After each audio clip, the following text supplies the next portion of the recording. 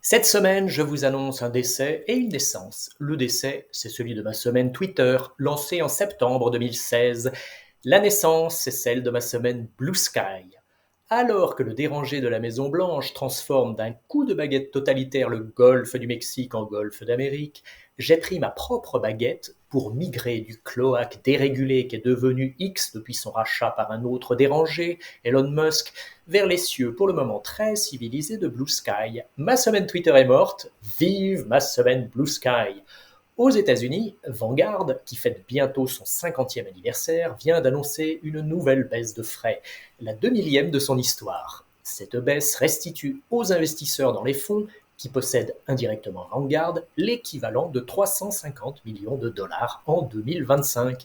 C'est autant de chiffre d'affaires en moins pour Vanguard, qui ne sert qu'un seul maître, les investisseurs dans ses fonds, là où les autres sociétés de gestion en ont deux, leurs actionnaires et les investisseurs dans leurs fonds. Vanguard rend à ses clients actionnaires une partie des économies d'échelle réalisées grâce à la hausse de ses encours. Ses frais moyens pondérés des encours aux États-Unis, 0,07% par an.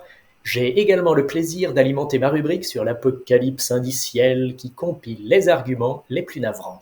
Vous découvrirez les effets délétères du diktat de la gestion indicielle imposé par l'excès de réglementation et la concentration de l'épargne dans les mains des quelques acteurs complices.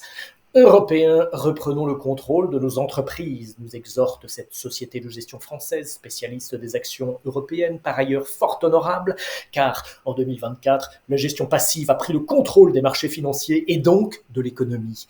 Je commente enfin un graphique d'Eric Balchunas de Bloomberg qui montre que sur 10 ans, les flux de collecte aux États-Unis vers les fonds actions États-Unis ont été négatifs à hauteur de 100 milliards de dollars, plus 2500 milliards pour les fonds indiciels, moins 2600 milliards pour les fonds gérés activement. Et ce, alors que les marchés ont délivré des performances exceptionnelles durant cette période.